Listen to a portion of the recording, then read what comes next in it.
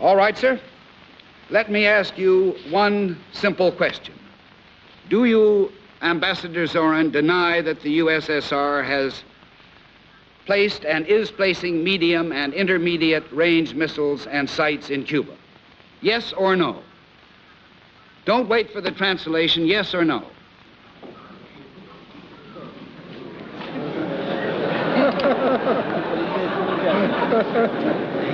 Я не нахожусь в американском суде. I am not in an American courtroom, sir, and therefore I do not wish to answer a question that is put to me in the fashion in which a prosecutor does. In due course, sir, you will have your reply. You're in a court of world opinion right now, and you can answer yes or no. You have denied that they exist. I want to know if I've understood you correctly.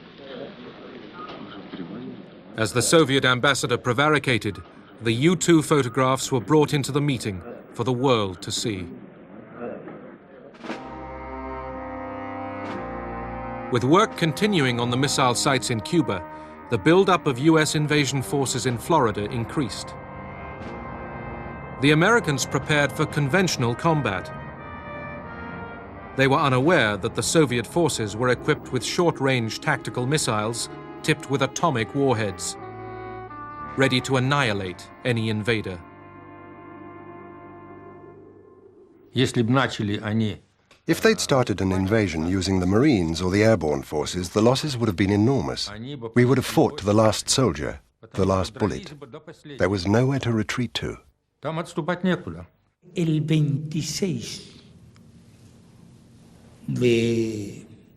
the 26th of October, at a meeting with the Soviet military commander,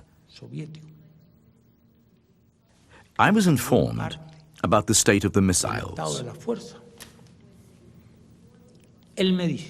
He told me, the air regiment is ready.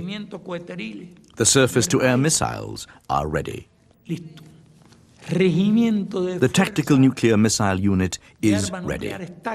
Missiles ready.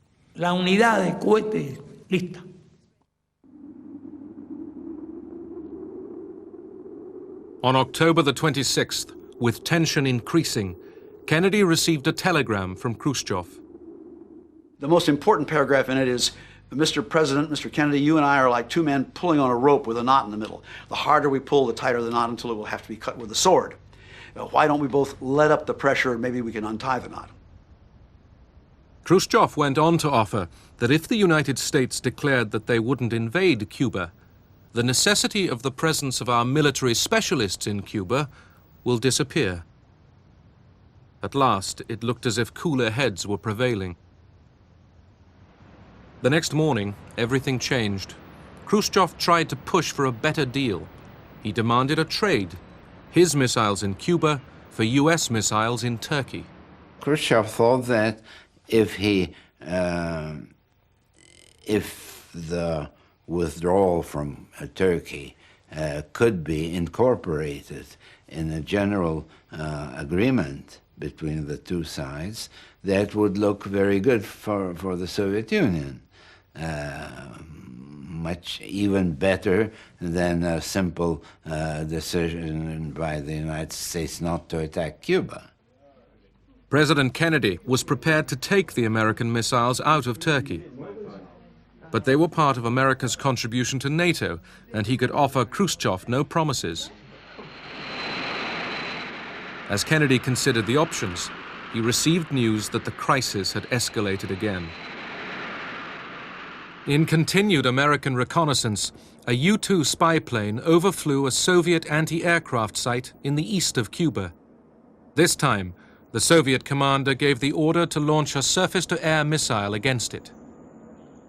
The division commander, Lieutenant Colonel Gerchikov, was given the order to liquidate the target.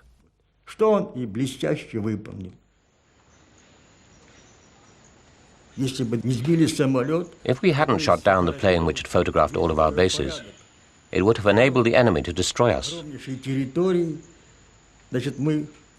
That would have meant we had not fulfilled our mission. We would have betrayed our motherland. The kind of standby plan was if a U-2 was shot down, we would immediately bomb that SAM site out of existence. President Kennedy canceled that order. He said, don't bomb that anti-aircraft site. I want time to exchange with Khrushchev. A war appeared imminent.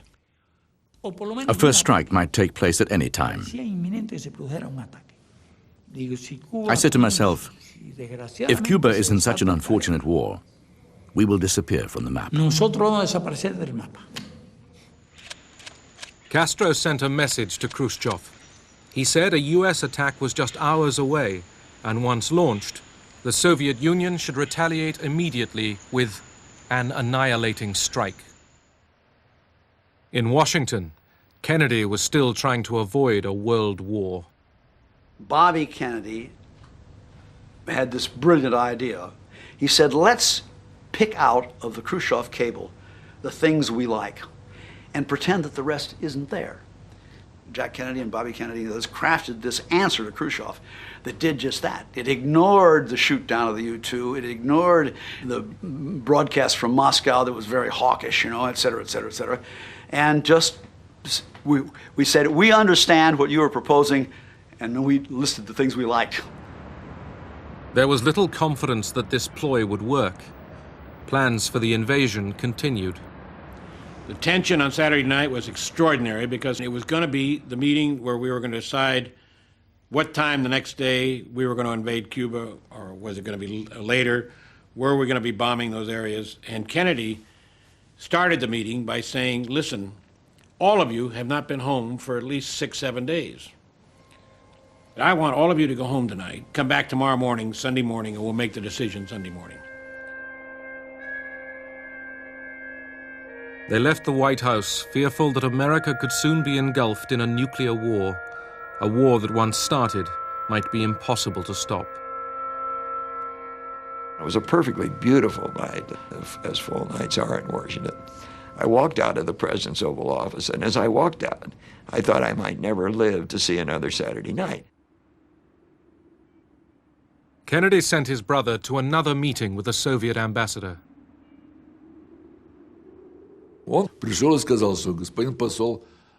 He came to me and said, the situation is very tense.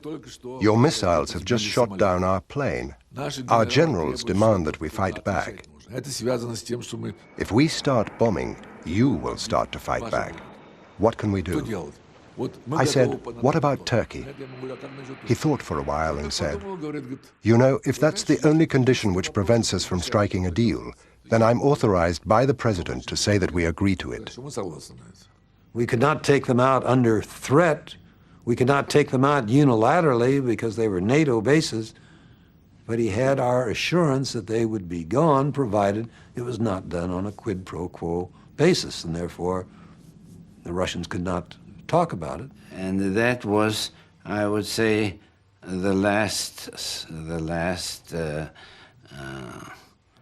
thing that led to the decision to accept Kennedy's terms, that he would be willing to guarantee that there would be no attack on Cuba, but that the Soviet Union should withdraw all offensive weapons from Cuba.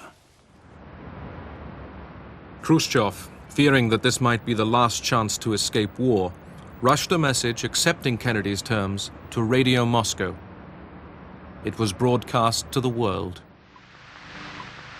The Soviet government has ordered the dismantling of weapons in Cuba, as well as their crating and return to the Soviet Union. Radio Moscow at 9 o'clock this morning. Mr. Khrushchev crating up his missiles and shipping them home. The first news I heard on Sunday morning when I woke up was this broadcast from Khrushchev over the open air that Soviet missiles were to be withdrawn under inspection and the crisis was over. I could hardly believe my ears. This is the day we have every reason to believe when the world came out from under the most terrible threat of nuclear holocaust since the end of World War II. Nosotros realmente nos sentimos indignados. We were irate. How did we learn about this? Through the radio. on the morning of the 28th. They broadcast that an agreement had been reached between the Soviet Union and the United States, that Kennedy was offering Khrushchev a guarantee. It really was a disgraceful agreement. It never crossed my mind they would do anything like this. The whole world was under the impression that Khrushchev had lost because he'd given in to the pressure of a strong president, that he'd taken everything out of Cuba but got nothing in return. No one knew about the agreement regarding the missiles in Turkey. If you ask who won or who lost, I'd say neither Kennedy nor Khrushchev. Under close American surveillance, Soviet ships took the missiles back home. There is no question that if it hadn't been solved, we had invaded Cuba, we would have been in a nuclear war. And the number of people who would have been killed around the world in that nuclear war would have been absolutely disastrous. That was the biggest crisis of the 20th century. And the fact that Kennedy solved it with Khrushchev is absolutely important, because then we were moving into a totally different world.